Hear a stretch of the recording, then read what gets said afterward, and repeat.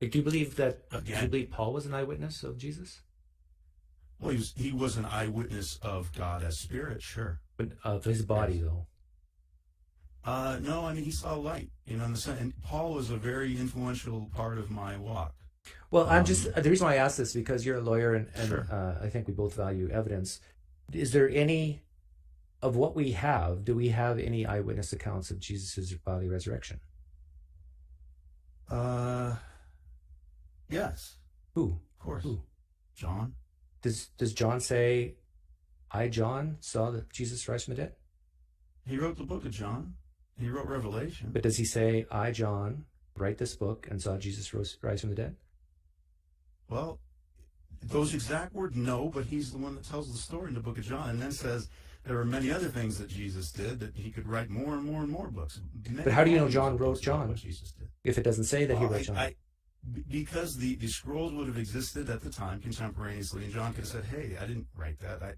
Jesus isn't who he said he is. That what that guy said is a I know, but charlatan." we're not talking about what we don't have. We're talking about what we do have, and what we do have is the author being not saying who he is, right?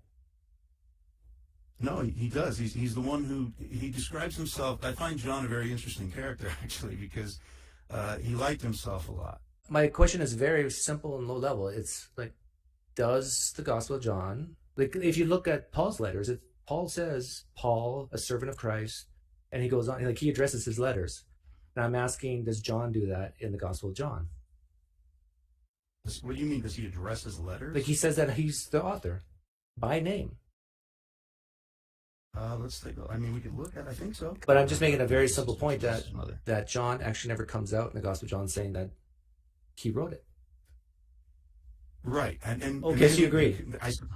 Well, I mean, I don't know if he does not say specifically that, but we can easily draw the determination that he did. In the same way, if I were to write a letter to my wife right now, right? I may not mention the fact that I'm her husband. I may not make any mention. I may just talk about how's our son and how great his Little League game was yesterday, right? And somebody reading it 2,000 years later, there was a purpose to write this. And the purpose to write this was certainly to evangelize, right? You and I both can agree that was the I guess motivation. I'm taking advantage of the fact that you're a lawyer to make these very simple points, because if, let's say I found a letter and the letter said that I committed a murder. Yeah. And then the lawyers want to. And there was never a mention of who you were, but it might have said like, oh, and I'm the lead bartender at Cheers. No. It says that Doug living at so and so place committed this murder, but then I go to court and I ask a very simple question: who wrote that letter? Well, it doesn't say. What would a jury do? What would a judge do? Well, say again. Describe your scenario again. So we find a letter, and then the letter said. I find a letter, and it's written by the murderer. And it's not dated. No, not written by the murderer. Or who's it written by? That's the question. So we find this letter. The letter said. I get this. The letter says that I committed a murder. Me. But it says, hey, wow, can you believe that murder that Doug did yesterday? Or whatever time. And then it goes to court, and the prosecution that wants to submit this as evidence, and my lawyers say, wait a minute, hearsay. Yeah, right? Isn't that hearsay? Yeah. Well, it's an out-of-court statement. You had to prove the matter asserted. There are a lot of exceptions to that. What I want you to think about with this is not the fact that this was not written for a court. This was not written to be. I understand, but whether acceptable in evidence. But whether it's written for a judge, whether it's written for a court or not, I think you agree with me that it doesn't clearly state who wrote it. In fact, doesn't even vaguely state who wrote it. And number two, I think you've admitted that is hearsay. Now, whether it's admitted in court, you say it might be, but still, it's still hearsay, right? Well, it depends on if you're talking about quotes. If it's somebody describing in the beginning was the Word and the Word was with God and the Word was God, it's not hearsay. It would be a fact that he's simply relaying to his reader. No, it's hearsay that in the same way. That if I were who wrote it to talk about evolution or something in a line, I wouldn't be making a claim I would just be making a fact claim and reporting something as opposed to telling you what somebody else said to me. Like the closest you get in the Gospel of John is near the end. There's a lot of spots in John where you see him reference himself with Simon Peter. It's in verse 35. He who saw it has borne witness. His testimony is true, and he knows that he tells the truth, that you also maybe believe. It's in the third person. Well, you can see it in the Last Supper. You can see it in the Last Supper too, where he talks about himself there. There's a lot of Christians who believe Lazarus wrote the Gospel of John. Okay. That'd be fine. And these are true Christians. I wouldn't agree with it. Yeah, I wouldn't agree with it. So at least there's a dispute who wrote the Gospel of John, even among Christians. And so when I started this conversation by asking, well, who's the eyewitnesses? And the thing is, Paul is actually the only one. Because all the Gospels are like what we're talking about with John. You mean John or Paul is the only one, and as we both agree. Oh, who says flat out that I'm writing this? And even when he's attributed to writing some Gospels, as we know, that probably weren't written by him too. So yeah, and so really, the whole Jesus rose from the dead. Why do you believe that? Well, because there's eyewitnesses. There's only one, and that you agreed is in a spiritual sense, not a bodily sense. No, the resurrection was definitely no. But Paul. I asked you, did Paul see Jesus's body? And I think you said no. I don't believe he did. No, not right. I can't discern that from the books that we have. Certainly not. So would you agree with me that the only example of an eyewitness account where someone says, I saw this with my own eyes, the bodily resurrection of Jesus, actually, if you don't believe that Paul saw Jesus' body, then we have none. No. It would be everyone that's described in the Gospels as having seen the resurrected body. Okay, but I'm defining. There's over 500. Right? I'm defining eyewitness as someone who says, "I saw this." Sure. Well, there can also be an eyewitness to the eyewitnesses, right? Okay, could be, but that's called right. hearsay in court, right? Well, it can be. There are exceptions to it, and again. That's a total deflection. It's like, if I say yes to that, so what would be my point? Because you could say that about all of history. I view these as historical documents, and they simply relay events that happened and were spoken of and were discerned by and were told by originally people who experienced. How did you arrive? And so like you said, you view these as historical documents. Sure. Why? Well, they've stood the test of time, and they could have not lasted. There would have been no reason for them to. They would have just fallen by the wayside, and we wouldn't be talking about it today, Doug. I mean, that's the bottom line. Is we are talking about it today, I would say, because the empty tomb is truth, and because those who follow Jesus intimately, physically, believed he rose from the dead.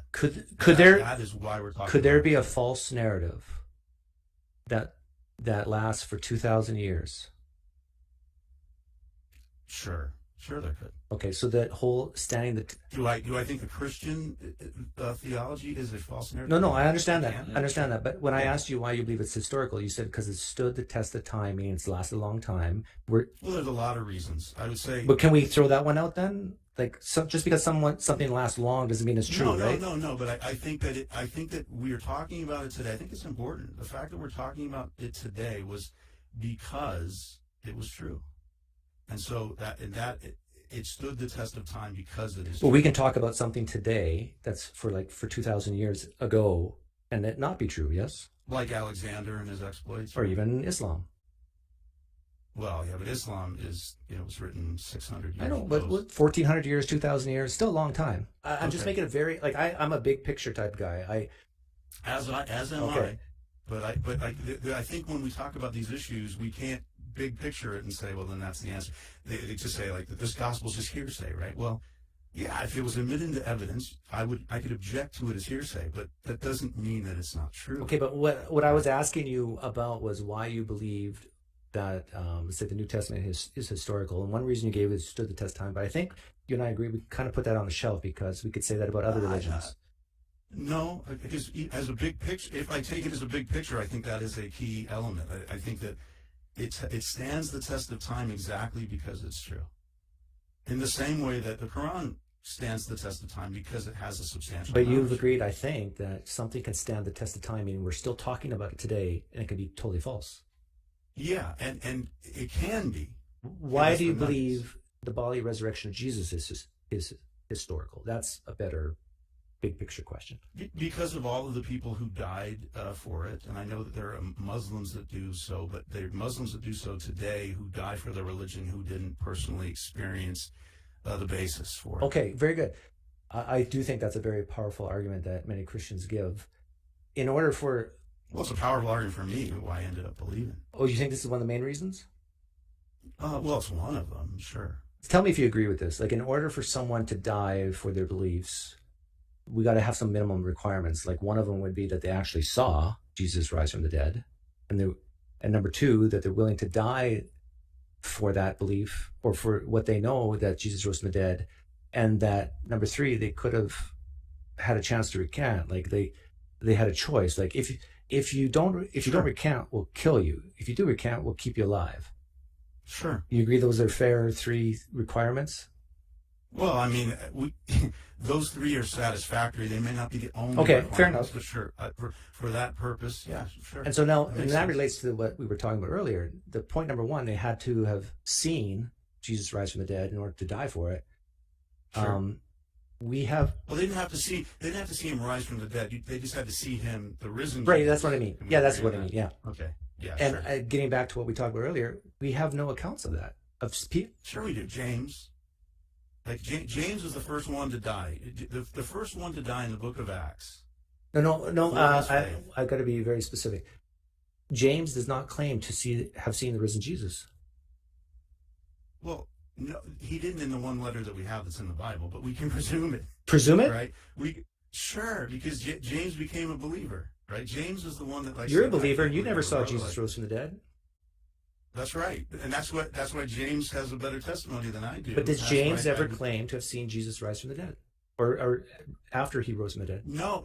Okay, no, thank you. Yeah, but I can make a pretty easy deduction that he did for his change of mind. But remember the three requirements I gave for martyrdom, and that you agreed to. He doesn't fulfill the first one. Well, on your basis, you didn't prove that he hasn't seen. You just made an allegation that he's never said it. Well, we have no evidence that he did. He did. The thing is, we both agree that James never claimed to have seen Jesus after he rose from the dead. Would you agree with me that it makes no sense for James to have died for the cause if he didn't? No. If he did not see his risen brother? No, because that puts James in the same category as the 9/11 hijackers, if he didn't actually see it. Oh, explain that for me. No, explain that. No, that's not what I asked you, I don't think, is it? Yeah. I asked you do you believe that James would have died for the cause if he did not see? Yeah, just the same way. I'm just talking about James. Yeah. I'm not talking about Muhammad Atta. Yeah. Talking about I'll answer your question. Yes. Sure. Because of the same way that the 9/11 hijackers never saw Muhammad, never saw the construction of the Quran, and yet they were still willing to die for Islam. All right. Well, I think that is unreasonable, personally. No, because we're talking about eyewitness testimony. So let me ask you, because we don't have it. We don't have it in the New Testament. So what is a reasonable scenario for you of the brother of Jesus, James, and his conversion? I asked you a simple. Let's do it. It's my thought experiment. He became a Christian probably like you did. Well, okay. So you think it's reasonable to presume that he became a Christian just like I did, and that's what led to his complete conversion, that his brother is everything that they claim to be without having any evidence. He just said, I saw a light in a dream, and I think I'm going to change my mind now. The thing is, we only know about what James thought and did from his own hand from the book of James, correct? And even some scholars don't think James wrote James. No. He's written about. He's mentioned by Josephus. I mean, we know of him. We know of him, but I'm talking about what he personally has said. Sure. But I mean, we can say that about. I mean, we don't have anything from Judas. We don't have anything from Matthias. We don't. There's a lot we don't have. I understand. There's a lot we don't have, right? Sure. I like reminding you what we agree on, because we agreed on when we talked about martyrdom that they have to have claimed to have seen what they died for. Remember, I said among many other things, but yes. And that they had a chance to recant. Do we know that? And I think both of those are true for James. Okay. I'm How do you sure. know that James had a chance to recant? Because, well, he was killed. No, my question is, how do we know he had a chance to recant? Like he was given a choice to live. They knew that they were being hunted. Okay, they were being sought after for their blasphemy, for supporting the blasphemy, and he would have had the ability to go back to where he was and say, No, but there was a point where he was dead and then he was alive. So at that point where I'm talking about James. I know there was a point where James died as a Sure. martyr, and at that point, could he have stopped it by recanting? I think so, sure. Do we have proof of that? No.